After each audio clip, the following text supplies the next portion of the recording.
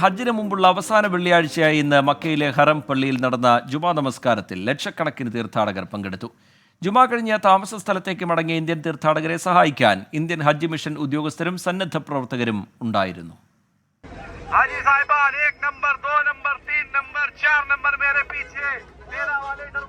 വെള്ളിയാഴ്ച ഹറം പള്ളിയിൽ ജുമാ നമസ്കാരം കഴിഞ്ഞ് താമസ സ്ഥലങ്ങളിലേക്ക് മടങ്ങുന്ന തീർത്ഥാടകരാണിത്.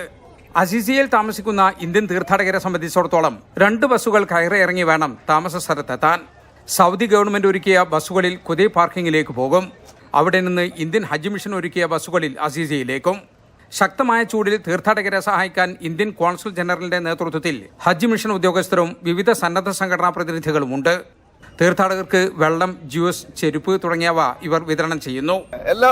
എല്ലാം നമുക്ക് ഒരുക്കി തരുന്നുണ്ട്. ഈ ചൂട് മാത്രമേ നമുക്ക് പ്രശ്നമുള്ളൂ. ഈ 45 ഡിഗ്രി ചൂടിലുള്ള ഈ ഹജ്ജ് ഒരല്പം ബുദ്ധിമുട്ട് മാത്രമേ ഉള്ളൂ. പക്ഷേ അതിനെ ഓവർകം ചെയ്യാനുള്ള എല്ലാ സംവിധാനങ്ങളും ഈ രാജ്യം ഒരുക്കിയിട്ടുണ്ട്. നമുക്ക് വലിയ സന്തോഷമുണ്ട്.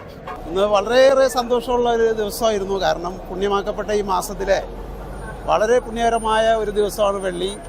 അപ്പോൾ അതിന് ലക്ഷക്കണക്കിന് തീർത്ഥാടകരാണ് ഇന്ന് ഹറമിൽ തടിച്ചുകൂടിയിട്ടുള്ളത്. ഹറം പള്ളിയുടെ മറ്റു ഭാഗങ്ങളിലും ഇങ്ങനെയുള്ള ബസ് സർവീസുകളുണ്ട്. ഹജ്ജിന് മുമ്പുള്ള അവസാന വെള്ളിയാഴ്ച ആയതുകൊണ്ട് 10,000-കണക്കിന് ഇന്ത്യൻ തീർത്ഥാടകർ ഹറം പള്ളിയിലെ ജുമാ നമസ്കാരത്തിലും ഖുതുബയിലും പങ്കെടുത്തു.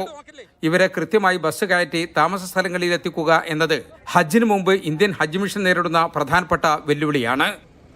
ഹജ്ജിന് മുമ്പുള്ള അവസാന വെള്ളിയാഴ്ച ആയതുകൊണ്ട് തന്നെ ദശലക്ഷക്കണക്കിന് തീർത്ഥാടകരാണ് ഹറം പള്ളിയിൽ നടന്ന ജുമാ നിസ്കാരത്തിൽ പങ്കെടുത്തത്. തിരക്ക് കണക്കിലെടുത്ത് ഹറം പള്ളിയിലേക്കുള്ള റോഡുകളെല്ലാം രാവിലെ തന്നെ ബ്ലോക്ക് ചെയ്തിരുന്നു. അതുകൊണ്ട് ഇന്ത്യയിൽ നിന്നുള്ള പല തീർത്ഥാടകരും ജുമാ നിസ്കരിച്ചത് ഹറം പള്ളിക്ക് പുറത്ത് മറ്റു പള്ളികളിലാണ്. മക്കയിൽ നിന്നും ജലീൽ കണ്ണമംഗലം, 24.